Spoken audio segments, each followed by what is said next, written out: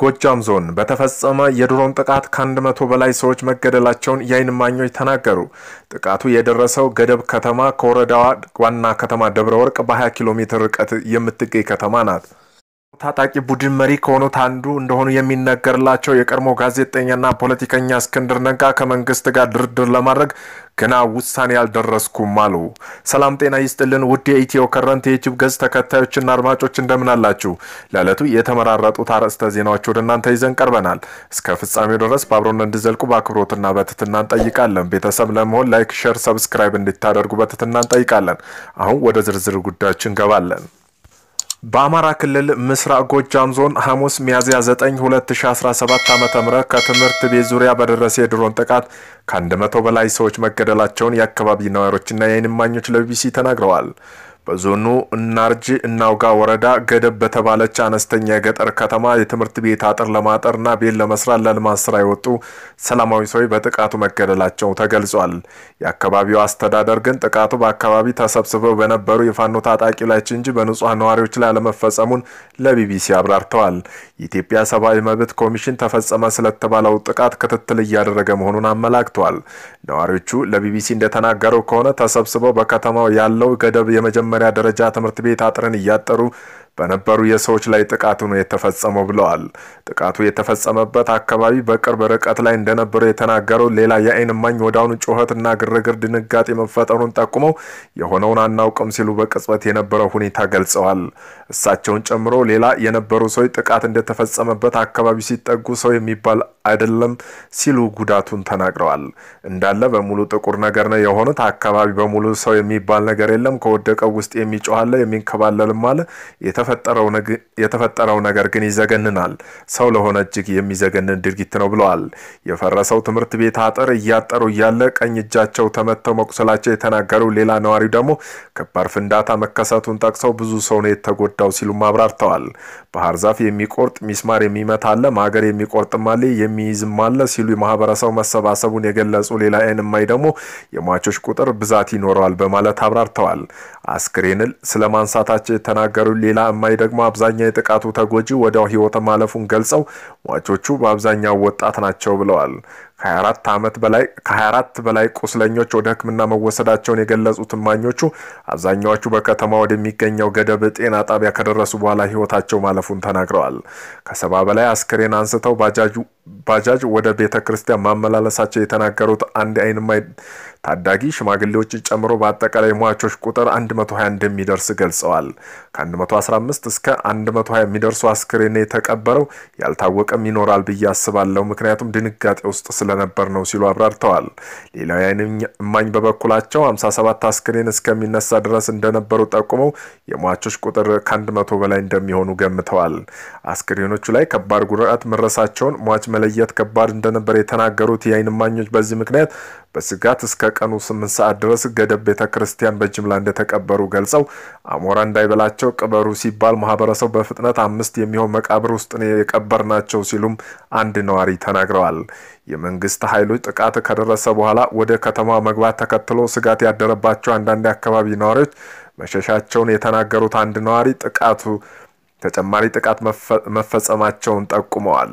ማህበረሰቡ ከተረጋጋ በኋላ ለሟቾች ድንኳን እንደተጣለ ከቀናት በኋላ በአካባቢው ፍራጅ የሚባል ማስተዛዘኛ መርሃ ግብር እንደተደረገ ነዋሪዎቹ አብራርተዋል።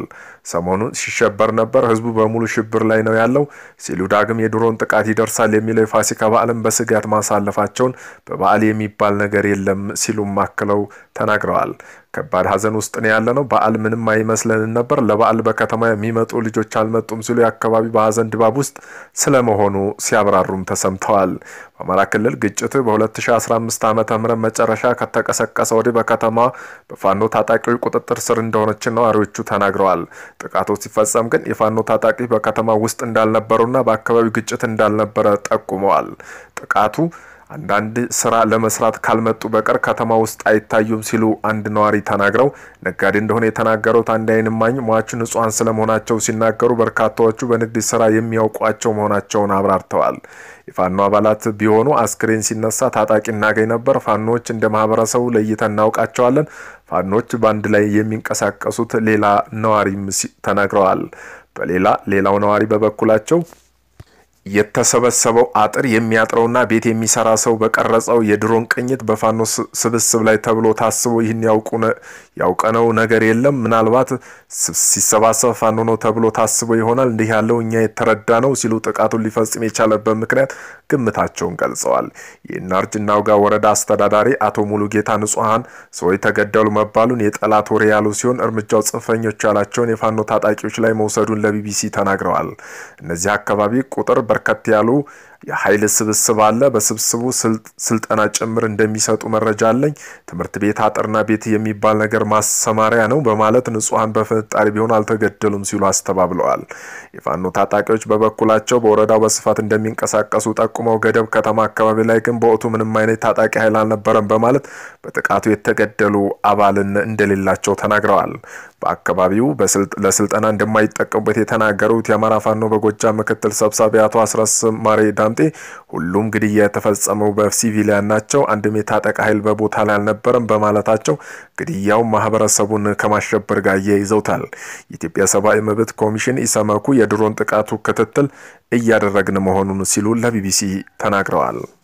ወደ ሁለተኛ የዜና ትንታኔ ስናልፍ የፋኖ ታጣቂ ቡድን መሪ ከሆኑት አንዱ እንደሆነ የሚነገርላቸው የቀድሞ ጋዜጠኛና ፖለቲከኛ እስክንድር ነጋ ከመንግስት ጋር ድርድር ለማድረግ ገና ውሳኔ አልደረስኩም አሉ።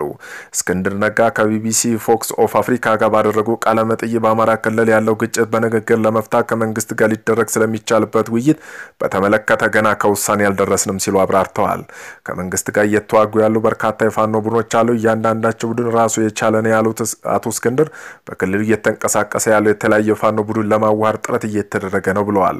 በአሁኑ ወቅት አንድነት ለመፍጠር እየተነጋገርን ነው። ይህ ሂደት ከተጠናቀቀ በኋላ ከመንግስት ጋር ሊደረግ ስለሚችለው ድርድር ውሳኔ መድረስ ይቻላል ሲሉም አብራርተዋል። እስክንድር ነጋ በመርህ ደረጃ ድርድር ተቀባይነት ያለው ነገር ነው ካሉ በኋላ አፍሪካን ያለው ተሞክሮ በማንሳት ከብዙ ሰው የስልቂትና የንብረት ውድመት በኋላ ተዋጊ ኃይሎች ወደ ድርድር ሲመለሱ ተመልክተናል ብለዋል። ለኛ ጦርነት የመጨረሻ አማራጭ ነው፣ ብዙዎች በመግደልና በመፈናቀል ይህ ጦርነት የጀመረው መንግስት ነው ሲሉ ከሰዋል። እስክንድር ነጋ ሲመሩት የነበረ የፖለቲካ ፓርቲ ጥለው ነፍጥ አንግበው ከመንግስት ጋር ለመዋጋት ከጀመሩ ጥቂት ዓመታት ተቆጥረዋል። እስክንድር ከሰላማዊ የፖለቲካ ትግል ይልቅ ነፍጥ የማንገብ ትግሉ የመረጡት በመቶ ሺህ የሚቆጠሩ አማራ በማንነታቸው ምክንያት መገደላቸውን በሚሊዮን የሚቆጠሩ ደግሞ ከመኖሪያ በኃይል መፈናቀላቸውን ይላሉ። የፌዴራል መንግስት እየተዋጋናቸው ናቸው ከሚለው ታጣቂ ጋር አብሮ እየሰራ በማለት የሚከሱት እስክንድር እነዚህ ታጣቂዎች በመንግስት ኃይሎች ጥምር በአማራ ህዝብ ላይ የሚፈጽሙ ግድያና ማፈናቀል ለማስቆም ጣልቃ መግባት ይግድ ሆኖብናል በማለት የትግሉን ለምን እንዳማራጭ እንደወሰዱ ለቢቢሲ አብራርተዋል።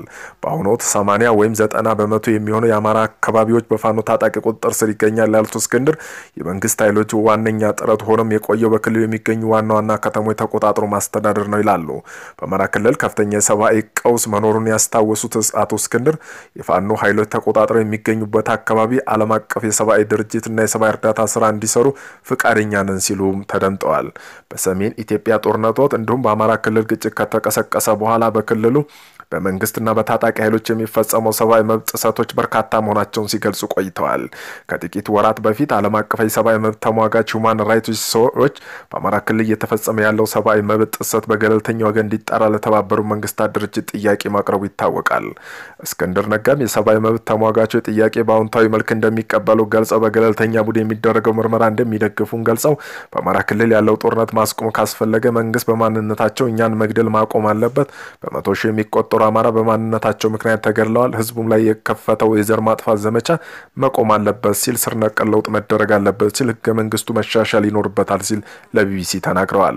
የቀድሞ ባልደራስና እውነተኛ ዲሞክራሲ ፕሬዝዳንት እስክንድር ከፓርቲ መሪነት አባል መልቀቃቸው ከተናገሩ በኋላ ፋኖ መቀላቀል ወደ ትግል መግባታቸው ይታወሳል። በኢትዮጵያ የፖለቲካ ምህዳር ውስጥ ከ2 ዓመታት በላይ ንቁ ተሳትፎ ሲያደርጉ የቆዩት አቶ እስክንድር በህትመት መገናኛ ብዙሃን ተሳትፏቸው በመቀጠል መሰረቱን የፖለቲካ ፓርቲ ይታወቃል።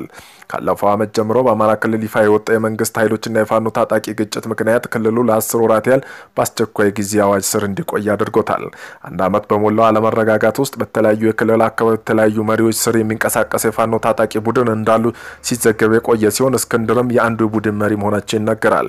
የፌዴራል መንግስትና የአማራ ክልል አስተዳደር በክልሉ ለአንድ ዓመት የዘለቀው ቀውስ በንግግር ለመፍታት ፍላጎት እንዳላቸው በተደጋጋሚ የገለጹ ቢሆንም እስካሁን ከየትኛው ወገን የተሰማ ተግባራዊ እርምጃ ግን አልታየም። ባለፈው ዓመት ሐምሌ ወር የተጣለው አስቸኳይ ጊዜ አዋጅ ተከትሎ አማራ ክልል በአራት የእዝ ማዕከላት ኮማንድ ፖስት ስር ተዋቅሮ የቆየ ሲሆን የሀገሪቱ መከላከያ ሚኒስቴርም ወይም ሰራዊት ወደ ክልሉ በይፋ ከተሰማራ 1 ዓመት ሊሞላው ተቃርቧል። አሁንም በርካታ የአማራ ክልል አካባቢዎች የመንግስት ኃይሎችና ፋኖ ታጣቂ መካከል መደረገው ግጭት መቀጠላቸውን ሪፖርቶች ያመለክታሉ።